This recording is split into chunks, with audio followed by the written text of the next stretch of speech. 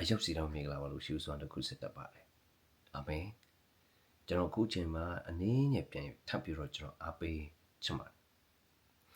ခုချီဆောင်ခြင်းနော်ဒီတင်းစင်ခြင်းတန့်ရှင်းသူများကိုတိတ်ဆင်ခြင်းနော်ဒီချီဆောင်ခြင်းနေ့ရဲ့အတွက်ကျွန်တော်ပြင်ဆင်ရမယ်ပထမအဆုံးတစ်ချက်ကပါလဲဆိုတော့ဒီအဲ့ဒီချီဆောင်ခြင်းထဲမှာပါခြင်းလေဆိုရင်ပထမအဆုံးပြင်ဆင်ရမယ့်အရာကပါလဲပထမအဆုံးတင်ပြင်ဆင်ရမှာကတခင်ယေရှုခရစ်တော်ကိုမိမိကယ်တင်ရှင်အသက်တခင်အဖြစ်ယုံကြည်လက်ခံဖို့လိုတယ်တခင်ယေရှုခရစ်တော်လက်ဝါးကတာပတိတော့အသေးခံခြင်းရှိပြန်ထမ်းမြောက်ခြင်းတင်တကယ်ယုံကြည်ဖို့လိုတယ်တနည်းအားဖြင့်ပြောရင်အေဝဂလိတရားကိုတင်ယုံကြည်ထားတော်သူဖြစ်ဖို့လိုတယ်ဒါမှတင်ဟာချီဆောင်ချီတဲ့မှာပါမှာဒီကချင်ပါဒီပြောနေ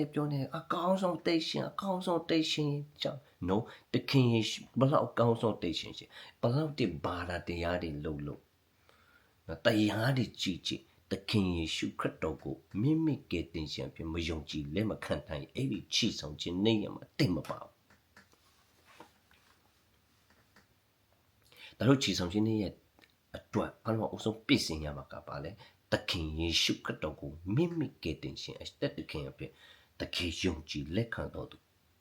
နော်အေဝဂလိတရားကိုတကယ်ယုံကြည်လက်ခံထားတော်သူပဲချီဆောင်ခြင်းတဲ့မှာပါမှာပါဘာကြောင့်လဲကျမ်းစာတယ်လို့ပြောတယ်ထိုသူကိုလက်ခံသည်မြတ်တော်သူဒီခုတော့ကိုရောကိုယုံကြည်တော်သူဟာဖေဟာသားဖြိခွေကိုဖေဟာသားဖြိရတော့အခွေကိုပေးတယ်ဘယ်လိုပေးတာလဲဖေဟာပေးတာလူပေးတာမဟုတ်ဖေဟာသားဖြိခွေပေးတာဖေဟာပေးလိုက်တာဘယ်လိုယုံကြည်တဲ့အခါမှာသခင်ယေရှုကိုယုံကြည်တဲ့အခါမှာဖေဟာသားအဲ့ဒီဖေဟာသားတွေပဲကောင်းကင်နိုင်ငံကိုဒီချီဆောင်ခြင်းမှာပါမှာပါဘုရားတခင်သားတော်ကိုယုံကြည်တော်သူတွေပြစင်ခြင်းတို့မယုံ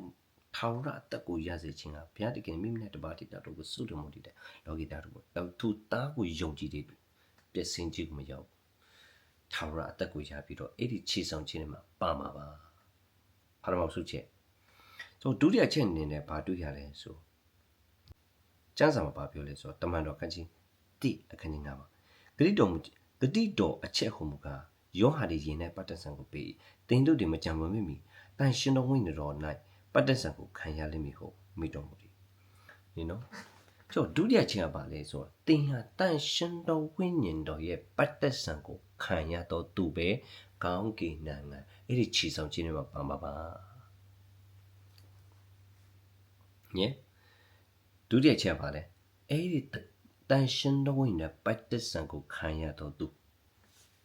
အယံကိုရေးကြည့်ပါလေနော်။ဘာကြောင့်လဲဆိုတော့တမန်တော်ခန်းကြီးရှိအငယ်15မှာနော်။မဘာပြောလဲဆိုတော့အဲ့မှာဖိလိပ္ပုကတရားဟောတဲ့အခါမှာလူမြောက်များစွာသခင်ယေရှုခရစ်တော်ကိုယုံကြည်လက်ခံကြတယ်။ဒါပေမဲ့ကျမ်းစာအရမပြောလဲဆိုအဲ့ဒီလက်ခံတဲ့သူတယောက်တစ်စုံတယောက်ပေါ်မှာဘာမခံရဘူးလေဆိုတော့တန်ရှင်တော်ဝိညာဉ်တော်ကိုမရကြသေးဘူးဝိညာဉ်တော်မရရင်ယုံကြည်သူတယောက်ကမယုံကြည်သူနဲ့အတူတူပဲအတ္တပြောင်းလဲခြင်းဆိုတဲ့ transform မရှိဘူးဒါကြောင့်တန်ရှင်တော်ဝိညာဉ်တော်ရဲ့မင်းနော်ဝိညာဉ်တော်ရဲ့ပတ်သက်ဆံကိုကျွန်တော်ခံဖို့အရင်ကြီးတယ်ဒါကြောင့်မို့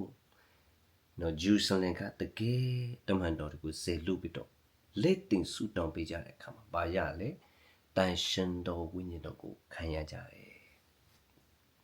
ဝိညာဉ်တော်ကိုရရှိကြတယ်ဆိုတော့ကိုကျွန်တော်တို့တွေ့ရတာဖြစ်ပါတယ်ဒါကြောင့်မို့ကျွန်တော်တို့ဒီမှာကျွန်တော်ကြည့်တဲ့အခါမှာဘာတွေ့ရလဲဆိုတော့တမတ်တိအခန်းကြီး25အငယ်တိကလည်းဖတ်တဲ့အခါမှာသူတို့တမင်း10ယောက်အကြောင်းကိုတွေ့ရတယ်အဲ့ဒီ10ယောက်အကြောင်းမှာကြည့်တဲ့အခါမှာ9ယောက်ကခွက်ကိုပဲယူပြီးတော့စီဘူးကိုမယူကြဘူး9ယောက်ကြတော့ခွက်ကိုလည်းယူတယ်စီဘူးကိုလည်းယူတယ်စီဆိုတာပါလေတန်ရှင်တော်ဝင်တော်ဒီနေ့ကျွန်တော်စင်ကြရအောင်လို့ ဒီနေ့ယုံကြည်သူရဲ့တတတာမှာဖြစ်နေတဲ့အရာဒီပြဿနာတချို့တွေကယေရှုကိုတော့ယုံကြည်တယ်ဘာပဲဘာမှမယုံတာဘာကိုမယုံတာတန်ရှင်တော်ဝိညာဉ်တော်ကိုလက်မခံဘူးတန်ရှင်တော်ဝိညာဉ်ကိုမယုံကြည်ကြဘူးဆိုတော့ဒီနေရာမှာတမန်ကျမ်းစာကိုကြည့်တဲ့အခါမှာတန်ရှင်တော်ဝိညာဉ်တော်ကိုလက်မခံတဲ့သူတွေအကုန်လုံးကတော့ကြံရစ်နိုင်တဲ့တဘောမှရှိတယ်။ဘာကြောင့်လဲသူတို့ဟာသခင်ယေရှုခရစ်တော်ကိုယုံကြည်လက်ခံတယ်။ဒါပေမဲ့ဘုရားသခင်ရဲ့ဂတိတော်ဖြစ်သောတန်ရှင်တော်ဝိညာဉ်တော်ကိုမလေးခံဘူး။တန်ရှင်တော်ဝိညာဉ်တော်ဘာတူလဲ။အဲ့ဒါယေရှုခရစ်တော်ပဲ။ယေရှုခရစ်တော်ဘုရားသခင်ကောင်းကင်တက်ကြွတဲ့အခါမှာသူ့ရဲ့ဝိညာဉ်တော်စီလူပိတာဘေးထင်းမှာနေဘူးလေတိအထေထားထင်းမှာကျင်းဖို့အဲ့ဒီကြီးဝနေတော့သူပဲဘေးထင်းမှာပါလေချီဆောင်ခြင်းနဲ့ပါဒါကြောင့်ကျွန်တော်တို့ရဲ့တက်တာတဲ့မှာတန်ရှင်တော်ဝိညာဉ်တော်ရပြီဆိုတာနဲ့လုံလောက်တာမဟုတ်အဲ့ဒီဝိညာဉ်တော်နဲ့နေ့စဉ်နေ့မြမေတ္တာဟာရဖွင့်နေတယ်အခြေယူနေတယ်အဲ့ဒီဝိညာဉ်တော်နဲ့ယဉ်နေဖို့လိုတယ်အဲ့ဒီဝိညာဉ်တော်နဲ့ပြည့်ဝနေဖို့လိုတယ်ဖခင်တခင်ကြွလာတဲ့ဒီဝိညာဉ်တော်နဲ့ပြည့်နဲ့နေမယ်ဆိုရင်ဝိညာဉ်တော်နဲ့ပြည့်ဝနေမယ်ဆိုရင်တင်ရ 100% ချီဆောင်ချီတဲ့မှာအရှင်လက်လက်ပါမယ်လို့ဖြစ်တယ်အဲ့ဒါစိတ်အချဆုံးပဲညီကောင်မတို့လူကဒလူဖြစ်မယ်ဆိုတော့စမ်းစာရပဲကျွန်တော်ပြောနေတာဒါပေမဲ့စိတ်ချဆုံးကဝိညာဉ်တော်နဲ့ပြေးဝပြီးတော့အဲ့ဒီဝိညာဉ်တော်နဲ့တွာလာတဲ့သူဟာစိတ်အချရဆုံးပဲချီဆောင်ချီတဲ့မှာတကယ်ပါကိုပါမှာနော်ဒါကြောင့်ဒုတိယချက်ကပါလေတန်ရှင်တော်ဝိညာဉ်တော်ကိုတကယ်လက်ခံယုံကြည်လက်ခံခြင်းဝိညာဉ်တော်ရဲ့ပတ်သက်ဆံကိုခံခြင်းဝိညာဉ်တော်ရဲ့တူလောင်ခြင်း of Holy Spirit ကိုတကယ်ရရှိလာတော့သူလူရဲ့တတ်တာတယ်မှာအဲ့ဒါကတော့အရင် sure ပဲနော်ခြေဆောင်ခြင်းနဲ့ပါဖို့ရတော့အရင်တေချတယ်နော်တော့တတိယချက်ကတော့ငါတို့ပြင်ဆင်ရမယ်ရပါတယ်ဆိုနော်အဲ့ဒါကတော့ကျန်းစာဖတ်ခြင်းတိကောခန်းစီတိအငယ်7စနစ်ပေါ့73 74 15နော်ကျွန်တော်ဒီမှာကကောင်းကင်နိုင်ငံကိုရောက်သွားတဲ့ခြေဆောင်ချင်းပါသွားတဲ့လူတွေတို့ကအလုတ်နဲ့ပတ်သက်ပြီးတော့ဆင်ရင်တာအမှုဆင်ခြင်းနော်ရှိပါတယ်နော်ဒီလောကမှာဘယ်လိုလုပ်ခဲ့တယ်လဲလုပ်ခဲ့တဲ့အတိုင်းတင်းဝမ်ကင်မှာတင်းကိုစုပေးမယ်ဒါကြောင့်ကျွန်တော်လောကမှာရှိတဲ့ကမတက်ကချင်း25မှာပါတွေ့ရတယ်ဆိုဖယားတက်ကံကျွန်တော်တို့ကိုနော်ကျွန်တော်ကိုအနေထားတဲ့အရာရှိတယ်အဲ့ဒါသူကအလုတ်ကိုကျွန်တော်ပေးထားတယ်အဲ့ဒီအလုတ်ကပွားဖို့တော့ချူးနေမှာနော်30ပေးမယ်20ပေးမယ်50ပေးမယ်နော်အခွင့်မတူ